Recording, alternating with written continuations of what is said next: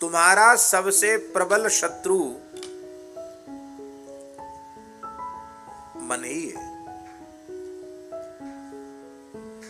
हम लोग संसार में किसी के प्रति शत्रुता का भाव स्थापित कर लेते हैं, किसी के प्रति मित्रता का भाव स्थापित कर लेते हैं। यह ज्ञान है, भ्रम है। सच्ची बात है कि हमारा सबसे प्रबल शत्रु यदि कोई है तो हमारा अपना मन ही है। ये बड़ा बलवान शत्रु है। भ्रातृव्यमेनम तदभ्र वीर्यम, अदभ्र वीर्य, बहुत बलवान है ये मन।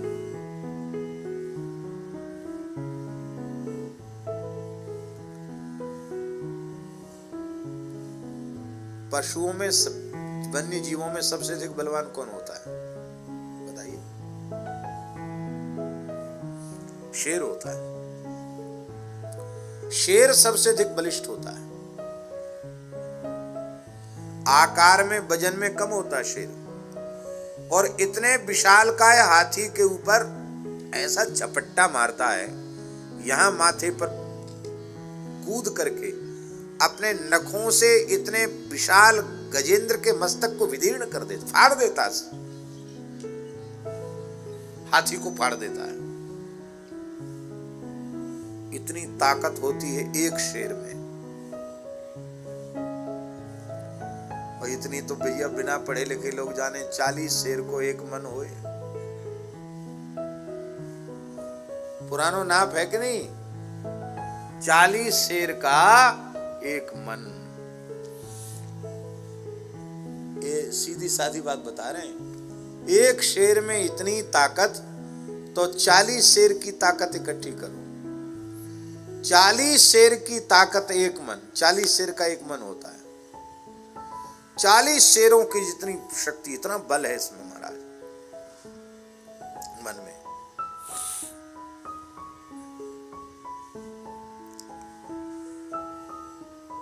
और तुमने इस मन की शक्ति को और अधिक बढ़ा दिया है।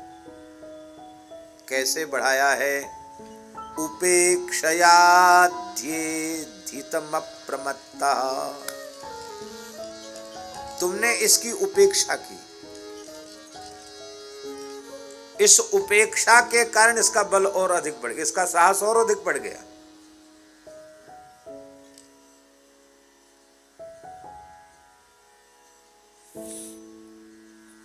हमने सुना है, वो पूरी कथा हम कहानी नहीं सुनाएंगे, एक संकेत में कहेंगे कि एक पितृविहीन बालक था। जन्म के बाद पिताजी चल बसे, गरीबी हालत थी। माँ थी और एक बेटा था। माँ ने जैसे तैसे बालक को पाला पलोसा और विद्यालय में भर्ती कराए शिक्षा के लिए। तो अभावग्रस्त बालक क्या करे? तो कभी किसी की पेंसिल चुरा लाए, कभी किसी की कॉपी चुरा लाए, कभी पेन चुरा लाए। उसकी मैया बड़ी खुश होती थी, डांटती नहीं उसको। वो सोचती थी कोई बात नहीं, अब हम तो कहाँ से पैसा जुटाना मुश्किल है, ले आया तो ले आया, धनी मानियों की चोरी कर ली तो क्या हानि हुई। 1 रुपया थोड़ी लायो, पढ़वे की चीज लायो, कॉपी किताब, कॉपी किताब कलम पेंसिल यही तो लाया। तो माँ ने उस बालक के उस दोष की उपेक्षा कर दी। उसका परिणाम यह हुआ कि वो आगे चलकर बहुत बड़ा डकैत हो गया। एक ही बेटा था, और अब जब पकड़ा गया, क्योंकि इतनी हत्याओं का, इतना डकैतियों का उस पर अपराध था कि उसको फांसी की सजा हो गई। तो अब बच्चे को फांसी होने वाली थी। पति तो पहले ही चल बसा, अब कुटुंब में कोई नहीं है, और मेरे बच्चे को मेरे ही आंखों के सामने फांसी, मेरे जीवित रहते हुए फांसी होगी। किसी माँ के लिए इससे अधिक दुर्भाग्य और क्या हो सकता है? फांसी वाले से पूछा जाता, तुम्हारी अंतिम इच्छा? पूछा जाता, कुछ खाओगे, कुछ पियोगे, बताओ भाई। का चलो के गो मरबे के तैयार ठाणो है, खाए भी पीवे कहाँ मन लगे। पर उस लड़के ने कहा कि मैं अपनी माँ का अंतिम दर्शन करना चाहता हूँ। माँ भी परेशान थी, मैं भी बच्चे को मिलूं।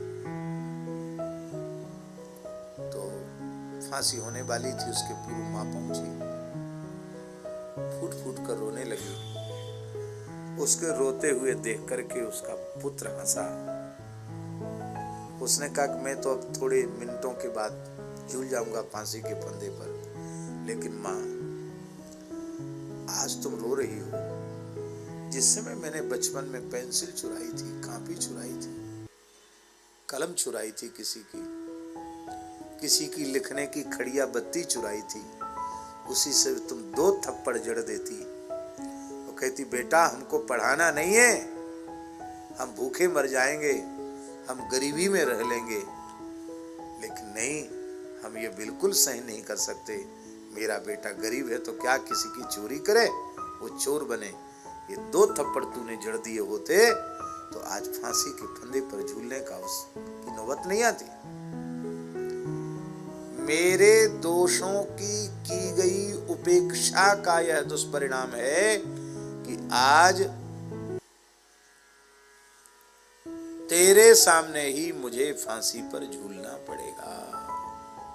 एक कहानी है, और ये कहानी अंग्रेजी में भी सुना कि अंग्रेजी भाषा की ये कहानी, उसका रूपांतर हम बता रहे हैं।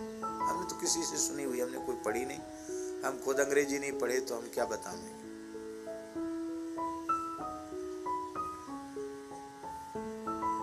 तात्पर्य कहने का ये है, हम अपने दोषों की जितनी उपेक्षा करते चले जाते हैं, हमारे दोष उतने प्रबल होते चले जाते हैं।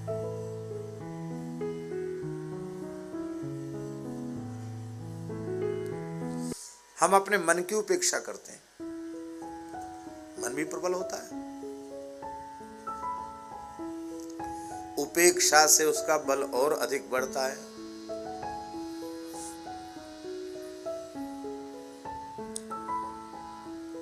अब मन तो कह रहा है कि रात्रि को 12-1 बज गया सोते सोते, और अब तो कोई बात नहीं, आज पहला दिन है, आज तो 6 बजे तक सो ही लेते हैं, ये मन कह रहा है। मन तो यही कह रहा है कि नहीं भाई, दिन भर के थके, यहाँ भाग वहां भाग, भाग दौड़ के आए, 12-1 बजे, कम से कम विश्राम में 12 बजे के बाद ही पहुंचे, और अब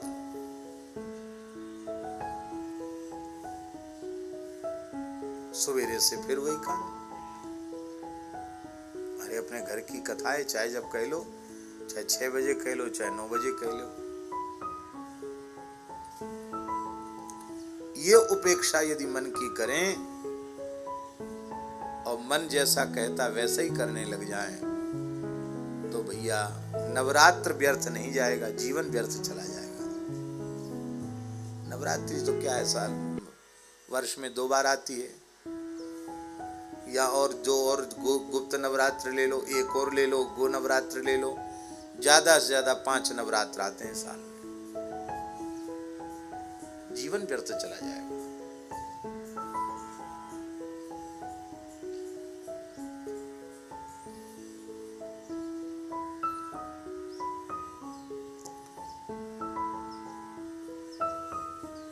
दास की निद्रा तो 1 बजे भंग हो गई। अरे अलार्म क्यों नहीं बजा? 3 बजे का अलार्म लगाया था, बजा क्यों नहीं?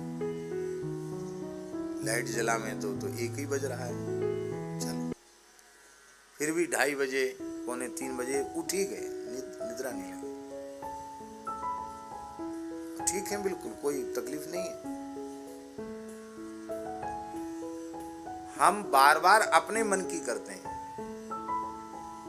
हमें मन को मन की नहीं करने देना है, तब इसकी जो ताकत है वो धीरे धीरे कम होगी। फिर ये तुम्हारे बस में हो जाएगा, फिर तुम जो कहोगे सो करेगा, फिर मन जैसा करेगा वैसा तुमको नहीं चलना पड़ेगा। मन ने तुम्हारे नकेल डाल के रखी है।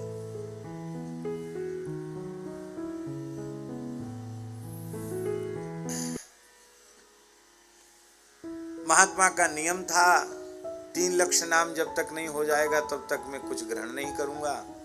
एक बार उनको खूब बढ़िया गरम गरम जलेबी खाने का मन कराया और बड़ा तीव्र मन कराया और नियम पूरा हुआ नहीं था तो जलेबी लेके भी आ गए। राधा रानी मानसरोवर के मेला से जलेबी ले आए, सच्ची घटना है। और सामने जलेबी धर के माला फेर रहे, बोले भी थोड़ा नियम बाकी है। और बार बार उनका मन करे कि नहीं जलेबी ठंडी हो जाएगी, वैसे तो पैसा नहीं, झोली का सबरा पैसा खर्च हो गया और जलेबी भी खाई नहीं। तो माला छोड़ के अपने हाथ से अपने मुंह पर थप्पड़ जड़ने लगे। बार बार कहें और खाएगा जलेबी, खाएगा जलेबी, अभी खिलाता हूं, ले जलेबी, ले जलेबी। अपने हाथ से अपने मुंह पर थप्पड़ जड़ने लगे। ये मानसरोवर के थोड़े आगे गंगा जी की नहर है, वहां की घटना है। तो कछु ब्रजवासी बालक ठाणे वो तो के बाबा जलेबी भोग लगा रहा हो, बाबा प्रसाद बांटे, वो सब खड़े और थोड़ी देर में बार बार मन में आवे जलेबी खाने का। उन्होंने क्या किया, नियम पूरा नहीं हुआ तो जलेबी पूरी उठाकर गंगा जी की नहर में डाल दी। का भजन नहीं करेगा तो अभी खिलाता हूं, तो ले खा जलेबी। सब जलेबी उठा करके गंगा जी की नहर में डाल दी, नहीं खाई। और अब भूख तो लगी, भिक्षा करने नहीं गए, अपने आप को दंड दिया और कहा कि तुमने आज भजन छोड़कर मीठा खाने की इच्छा की तो आज तुमको खिलाएंगे जरूर, पर नीम की पत्ती खिलाएंगे, नीम की पत्ती खिलाएंगे। ऐसा नहीं है हम लोगों में वैराग्य, लेकिन ये है मन को नियंत्रित करने का साधन। लेकिन हम मन की प्रवृत्ति की तृप्ति के लिए अपनी बुद्धि की भी परवाह, बुद्धि कहती है कि ये ठीक नहीं है, पर बुद्धि की परवाह नहीं करती।